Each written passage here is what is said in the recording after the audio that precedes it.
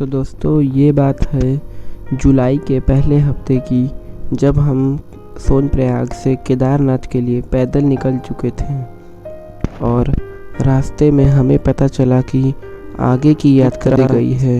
Landslide होने के कारण यात्रा को रोक दिया गया था, पर फिर भी हमने आगे जाकर कोशिश की, लेकिन पता चला कि आज की यात्रा कैंसिल हो चुकी है और काफ़ी लोग यहाँ भीड़ में खड़े होकर इस रास्ता खुलने का इंतज़ार कर रहे थे, पर हम लोगों ने दूसरे दिन कोशिश की। The next day. Hello guys, good morning, welcome back to my new blog. तो आप लोगों ने देखा कि अभी कल की यात्रा कैंसिल होने के कारण हम आगे नहीं जा पाए, तो हमें बताया गया था कि 3 बजे भोर में यात्रा को शुरू कर दी जाएगी। तो अभी सुबह के 4 बज गए हैं और हम यात्रा के लिए निकल चुके हैं। और देखिए अब धीरे धीरे उजाला होना भी शुरू हो गया है और काफ़ी भीड़ है यहाँ पर रास्ते में, क्योंकि कल की यात्रा कैंसिल हो गई थी और पता ही नहीं चला कि हम गौरीकुंड आ गए थे। और अब यहाँ से केदारनाथ सिर्फ 16 किलोमीटर रह गया था और रास्ते में कई जगह पानी गिरा हुआ था क्योंकि बारिश हुई थी कल, तो कीचड़ भी था रास्ते में बहुत ज़्यादा। बाइक साइड में खड़ी है, देखिए। अगर आप यहाँ आते हैं तो नीचे से ही आप डंडे को खरीद लें, क्योंकि ऊपर आपको डंडा काफ़ी महंगा मिल सकता है। और हम लोग पहुँच चुके हैं गौरीकुंड। अब यहाँ से हमको और आगे की ओर निकलना है। काफ़ी ज़्यादा यहाँ से दूर की यात्रा की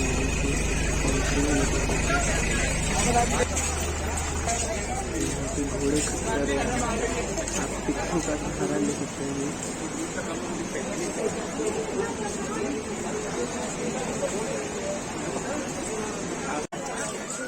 तो अभी हम लोग पहुँच चुके हैं गौरीकुंड। यहाँ पर काफ़ी ज़्यादा खच्चर है, जिसकी वजह से बहुत ज़्यादा दिक्कत हो रहा है चलने में। ये खच्चर इतने बड़े बड़े हैं कि चलने में भी डर लग रहा है, क्योंकि अगर ये मारते तो चोट लग सकती है। देखिए यहाँ पे खड़े हैं लाइन से। गौरीकुंड के बाद से आपको पूरे रास्ते में खच्चर मिलना शुरू हो जाएंगे और घोड़े भी। यहाँ पे ये देखिए गौरीकुंड का ये मार्केट है छोटा सा, इसमें आपको सारे सामान मिल जाएंगे बिल्कुल आराम से। यहाँ से पैदल मार्ग की यात्रा शुरू हो जाती है और अगर आप चाहें तो गौरीकुंड तक टैक्सी यानी कि पिकअप का सहारा भी ले सकते हैं, जो कि 50 रुपये पर पर्सन है। यहाँ से देखिए धीरे धीरे पहाड़ दिखना शुरू हो गया है और काफ़ी लोग हैं रास्ते में। यहीं पे नीचे गौरीकुंड है, जिसमें गर्म पानी मिलता है और आप अगर चाहें तो उसमें नहा सकते हैं।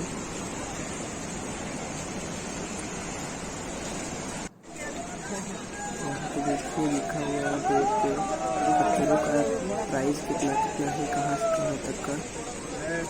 रास्ते में आपको पूरे ढेर सारे खच्चर मिलते रहेंगे।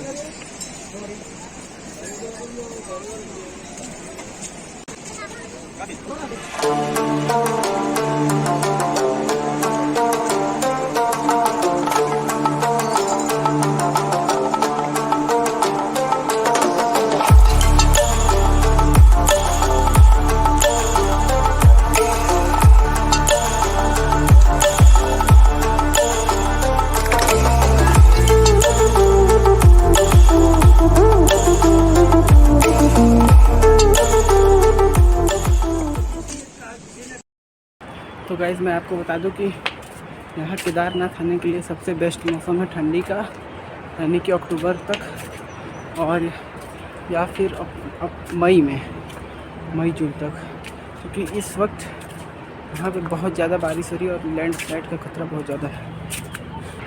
और देखिए यहाँ पे हेलीकॉप्टर भी जाना शुरू हो गया है। अब यहाँ पर आपको कई सारे रेन शेल्टर जो कि बारिश से बचने के लिए बनाए गए हैं, आपको थोड़ी थोड़ी दूर पर मिलते रहेंगे।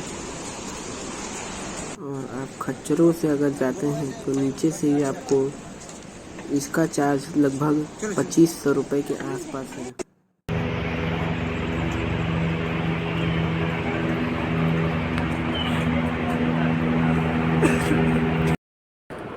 तो गाइस यहाँ पे आपको हेलीकॉप्टर से जाने के लिए पहले से प्री बुकिंग करानी पड़ेगी और यहाँ का चार्जेस है 2300 रुपये के आसपास, कल हम लोगों ने बता दिया था। तो हेलीकॉप्टर से जाने के लिए आपको पहले से ही बुकिंग करानी पड़ेगी, तभी आप हेलीकॉप्टर से जा सकते हैं, वरना आप पैदल या खच्चर से जा सकते हैं।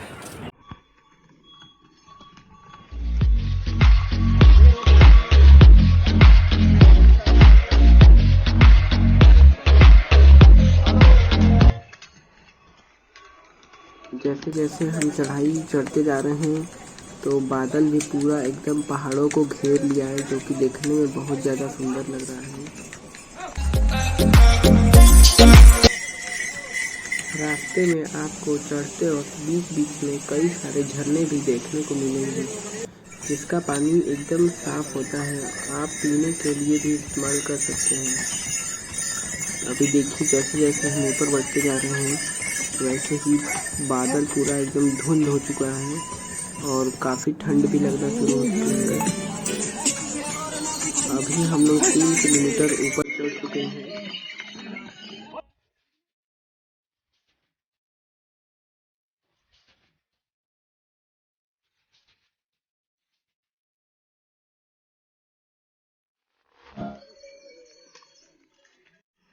अब यहाँ से केदारनाथ सिर्फ 12.5 किलोमीटर रह चुका है और जंगल चट्टी लगभग 1 किलोमीटर। तो चढ़ते चढ़ते हम अभी जंगल चट्टी के पास पहुँच चुके हैं और अब यहाँ से हमें आगे की ओर जाना है।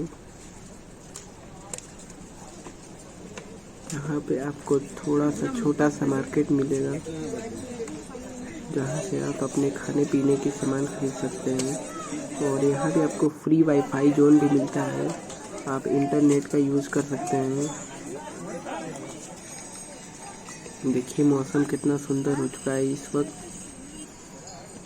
केदारनाथ भले ही बारिश के वक्त खतरनाक हो जाता है, लेकिन इससे सुंदर मौसम भी कोई और नहीं है, क्योंकि यहाँ पे आपको बीच बीच में कई जगह साइन बोर्ड मिलते रहेंगे जिससे आपको जानकारी मिलती रहेगी।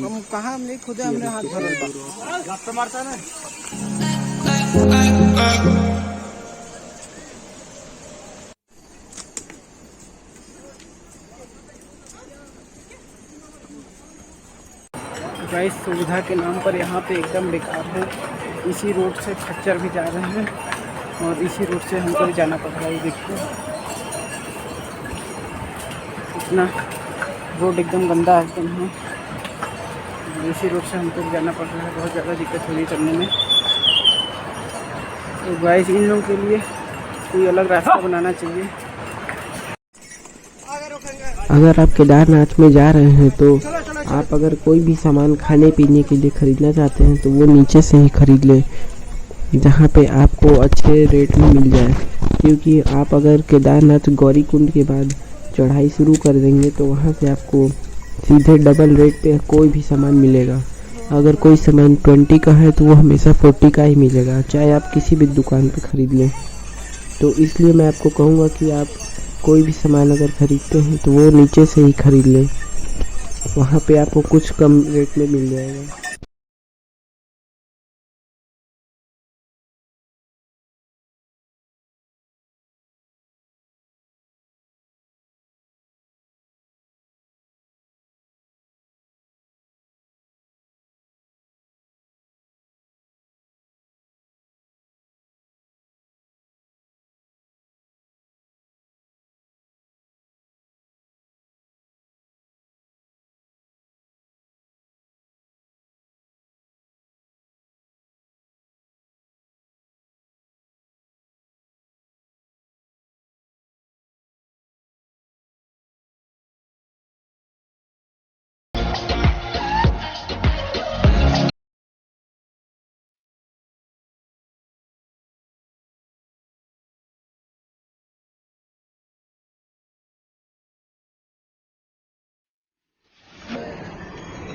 काफ़ी ज़्यादा मेहनत और चलने के बाद अभी हम लोग पहुँच चुके हैं रामबाड़ा।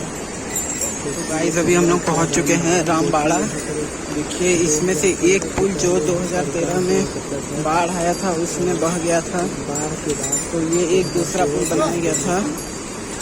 यहाँ का पूरा गाँव बह गया था। देखिए आ गए हैं रामबाड़ा। घर या दुकान नहीं बनी। तो गाइस फाइनली हम लोग पहुँच चुके हैं रामबाड़ा। हमने बनाया गया है। ठंडा बाहो देखिए कितना अच्छा लगता है। पक्षी हो जाए यहाँ से।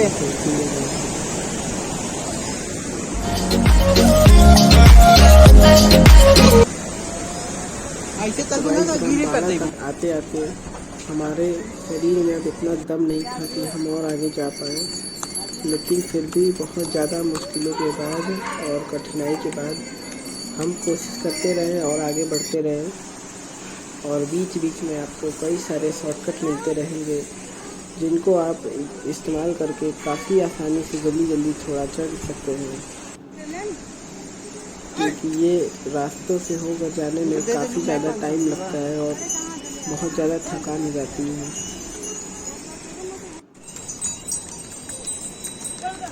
अब धीरे धीरे हमारे लिए ऐसा हो गया था कि हम 100 मीटर भी नहीं चलते और हम बैठ जा रहे थे, क्योंकि इतनी ज़्यादा शरीर में थकान हो गई थी कि हम थोड़ा सा भी चल नहीं पा रहे थे। और फिर भी लेकिन महादेव के आशीर्वाद से हम आगे बढ़ते गए। तो गाइस काफ़ी मुश्किलों के बाद हम केदारनाथ पहुंच गए हैं। यहाँ से हमको मंदिर दिख गया है